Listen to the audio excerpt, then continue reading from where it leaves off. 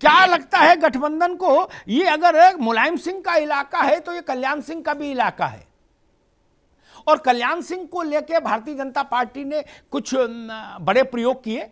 उनको भारत का जो नागरिक सम्मान की श्रृंखला है उसमें जो दूसरे स्तर का सर्वोच्च पद्म सम्मान है वो दिया। कल्याण सिंह जी के फ्यूनरल में पूरी सरकार रही, प्रधानमंत्री खुद रहे, तो एक मैसेज गया पिछड़ों में, खासतौर पर जो अदर देन यादव हैं पिछड़े। तो भाजपा की कोशिश होगी कि इस बेल्ट में वो कल्याण सिंह की विरासत को भुनाए। देखिए अमिताभ जी, जी कल्याण सिंह जी ने जो किया, ये भारतीय जनता, कल्याण सिंह जी ने जो भी विकास किया या जो उनको उनके वोट बैंक को ये बनाना चाह रहे हैं भारतीय जनता पार्टी के लोग, ये आज की 5 साल की ये भारतीय जनता पार्टी ने सारे अपने, जिस तरीके से इन्होंने सरकार चलाई, जिस तरीके से इन्होंने लोगों का शोषण किया, किसानों का, नौजवानों का, मजदूरों का, बेरोजगारों का, इन्होंने अपनी पूरी पिछली सरकारों का सब खो दिया। इन्होंने जितना भी इनका इकबाल रहा या जो भी इन लोगों की उपलब्धियां रही, सब उसको इन्होंने पीछे छोड़ दिया है। अब ना तो उनके नाम पर, ना तो उनके विकास पर, किसी भी चीज पर आज की जनता इनको वोट करने के लिए तैयार नहीं है। इन्होंने इतना गलत किया है उत्तर प्रदेश के लोगों के साथ। आज महंगाई देखिए चरम सीमा पर है। आज गरीब कहाँ खड़ा हुआ है आप बताइए? बेरोजगार अपना रोजगार, गरीब तो हमसे ये कहता भाई साहब हम तो पहले दिन से जहां खड़े वहीं खड़े हैं, इतनी सरकारें आई और चली गई। प्रशांत वशिष्ठ नहीं, आरिफ मोहम्मद कह रहे हैं कि भाई गरीब कहाँ खड़ा है और सब कोई अच्छा काम नहीं किया इसलिए वोट नहीं मिलेगा। तो मेरा सबमिशन ये था कि गरीब हमसे ये कहा, आप लोगों से जो भी कहता हो हमसे ये कहता कि भाई साहब हम तो जन्म जन्म से वहीं खड़े हैं। नहीं अमिताभ जी, देखिए पहले वहाँ गरीब नहीं खड़ा हुआ था। पहले 450 रुपए सिलेंडर गरीब खरीद रहा था। आज सरसों का तेल जो है 80-85 रुपए किलो ले रहा था। अरहर की दाल जो है 80-90 रुपए किलो ले रहा था, 75 रुपए किलो ले रहा था। गरीब पहले वहाँ नहीं खड़ा हुआ था। ये भारतीय जनता पार्टी उनसे जवाब, अरे भाई आपने दाल से लेकर चावल तक सब बताया, तो उनका जवाब तो ले। प्रशांत वशिष्ठ वो कह रहे भाई अरहर की दाल भी 200 रुपया कर दी, सरसों का तेल भी महंगा कर दिया और सिलेंडर भी इतना महंगा कर दिया, आपको वोट कोई क्यों दे? प्रशांत वशिष्ठ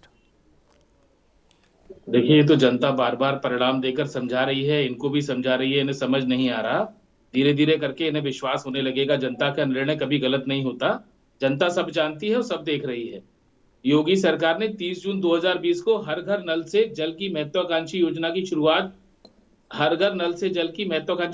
बुंदेलखंड से की है। ये आपको पता होगा। डिफेंस कॉरिडोर के लिए जिन 6 जिलों का हमने चुनाव किया उसमें से 2 जिले झांसी और चित्रकूट बुंदेलखंड से आते हैं। मुख्यमंत्री के तौर पर योगी आदित्यनाथ जी एक दर्जन से ज्यादा बार बुंदेलखंड में गए हैं।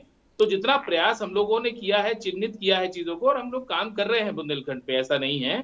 और जी जरा धरातल पर जाकर के देखिए कि वहाँ पर लोगों को आपकी दी हुई क्या सुविधा उपलब्ध हो रही है। आप इस टीवी डिबेट पर बैठ करके उपलब्धि मत गिनाइए, धरातल की बात करिए आप, और सच बोलने का प्रयास करिए। जनता को फिर गुमराह करके आप वोट हासिल करने की बात मत करिए। आप देखिए, जनता को गुमराह करने का ठेका आप लोगों ने ले रखा है। हमें जनता को गुमराह करने की कोई आवश्यकता नहीं। आपने तो नौजवानों को कितना धोखा दिया इस देश के अंदर, चाहे प्रधानमंत्री जी हो या योगी जी हो। आपने ये कहा था कि 75 लाख नौकरी देंगे, आपने दिया इन नौजवानों को सिवाय लाठियां के अलावा आपने कुछ नहीं दिया। आरिफ मोहम्मद उनका उत्तर सुनिए। आरिफ मोहम्मद एक से रुकिए, आरिफ मोहम्मद भाई उनका उत्तर तो सुनिए, आपने सवाल खड़े किए, उनका उत्तर सुनिए जी। देखिए, ये नया भारत है। जॉन कैनेडी ने कहा था American roads are not good because America is rich, but American roads are America is rich because the American roads are good. तो ये अब जो रोड्स का एक बड़ा जाल एक सड़कों का, खूबसूरत सड़कों का दिखाई देता है, ये देश की समृद्धि को डिफाइन कर रहा है। आज भारतवर्ष जो है गिनीज बुक में अपना नाम दर्ज करा चुका है हाईवे कंस्ट्रक्शन में। मैं आपको बता देना चाहता हूं, ये जो देश आज 7 किलोमीटर प्रतिदिन का हाईवे बनाता था, आज 38 किलोमीटर प्रतिदिन बना के गिनीज बुक में वर्ल्ड रिकॉर्ड में नाम दर्ज करा चुका है। आज देश किसान कृषि उत्पादन में, कृषि निर्यात में टॉप 10 देशों में विश्व में आ चुका है। बहुत सारे ऐसे कीर्तिमान नए स्थापित किए हैं देश ने। ये सारा देश देख रहा है, जनता देख रही है। तभी तो 2014 के बाद से निरंतर टीवी पर कौन बात बना रहा है, ये तो जनता तय कर रही है। जनता के परिणाम दोनों रुकिए, बाकी मेहमानों को भी लिया। एक मिनट रुकिए भाई, बाकी मेहमानों को भी लिया। यादव जी, आपका तखमीना क्या कहता है, आपका आकलन क्या कहता है? इस बेल्ट में अगर बुंदेलखंड को हटा दे तो बाकी जो इलाके हैं उनमें बसपा का कोई बहुत रोल पहले भी नहीं रहा। जब बसपा सरकार में भी रही तब भी इन इलाकों में महत्वपूर्ण नहीं रही कभी, है ना। बुंदेलखंड में भी जरूर महत्वपूर्ण है। तो वो जो अदर देन बुंदेलखंड का जो इलाका है जिसमें फिरोजाबाद है, मैनपुरी है, एटा है, कासगंज है, हाथरस है, फर्रुखाबाद है, कानपुर देहात है, औरैया है, कन्नौज है, इटावा है, इसमें आप क्या दिख रहे हैं? दो पिलर मानकर चलिए, एक और बीजेपी एंड अलायंस, दूसरी तरफ समाजवादी एंड अलायंस। आप क्या देख रहे हैं?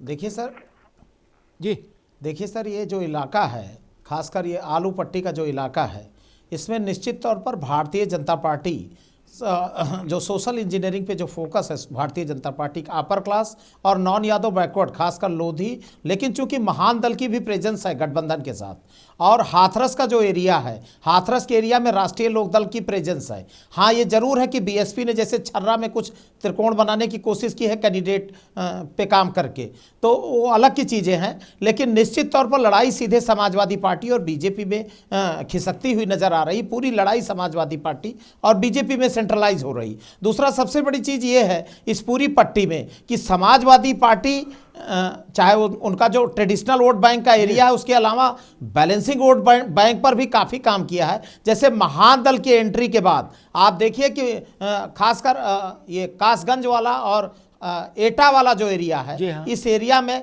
महान दल के एंट्री के बाद और खासकर हाथरस में राष्ट्रीय लोकदल के कंबाइन में साथ आने के बाद सोशल इक्वेशन में भी बहुत बड़ा चेंज आया है।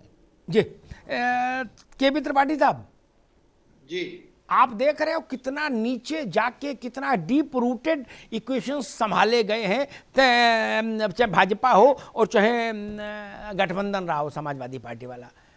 कांग्रेस ने तो केवल एक गुलाबी बैंड बांट दिया, लड़की हूं लड़ सकती हूं, बोले हो गया चुनाव। बताइए केवल बैंड से चुनाव हो जाएगा? जी नहीं अमिताभ जी, ऐसा नहीं है कि सिर्फ चुनावी बैंड बांट दिया है उसके बाद कोई काम नहीं हुआ है। प्रियंका जी की अभी रोड शो हुआ है 2 दिन पहले बुंदेलखंड में, और पहले भी वहां पे रैली हो चुकी है झांसी में। कहीं ऐसा नहीं है कि सिर्फ बैंड बांटने के बाद घर बैठे हुए हैं हमारे कार्यकर्ता। ये जो काम बाकी आपके प्रतिद्वंदी दल कर रहे हैं वो ऐसा कुछ किया है कि नहीं? आपका रोड शो तो हमेशा हुआ, हर चुनाव में हुआ 30-35 साल में उत्तर प्रदेश में, लेकिन रोड शो से नतीजा नहीं आ रहा ना भाई। नहीं, कांग्रेस इस बार भी कोई जातिगत आधार पर या धर्म के आधार पर कोई ऐसा काम नहीं कर रही है कि इस जाति को और इस वर्ग को हमें संभालना है। हमारे जो प्रतिज्ञाएं हैं और जो वचन हैं वो सभी के लिए हैं। जो हमने अपना घोषणा पत्र दिया है, शक्ति विधान हो चाहे भर्ती विधान हो, उन्नति विधान हो, वो सभी को साथ लेके चल रहा है। इसलिए उम्मीद ये करते हैं कि जनता हमारी प्रतिज्ञाओं को समझ रही है और हमारे साथ जुड़ रही है, और उसका हमें परिणाम 10 मार्च को मिलेगा।